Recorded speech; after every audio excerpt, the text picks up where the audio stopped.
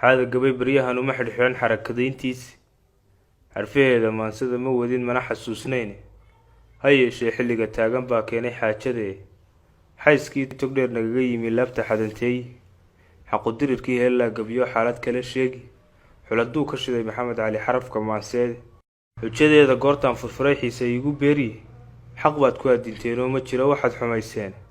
ruuxii xakaabsiga yaqaan ha iska xoogsadee xeedhada ha laasimo ninkii xaalufdaaqihiye aniguna xaqiiqada jirtaan xor uga faalloon hayaatada bulshada waa la jaray lamana xaalayn xaabxaabsi daayoo naftay la xarbiyaysaa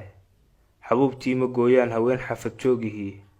xayraanku wuu yaaban yahay xugsan jiray waaye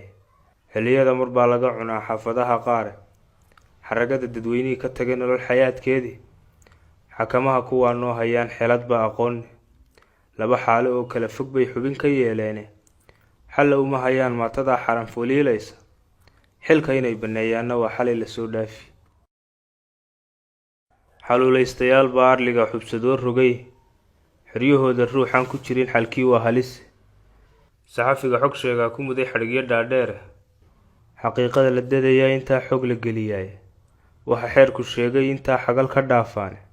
laba xaalo oo kala fog bay xubin ka yeeleena xor u hadal xaqna ha sheegin buu xalku maraya waxbayaan xayaabada u gelin dadsan xilliga marun bay dadkani xaakim heli xeer ku maamule u xil tiriya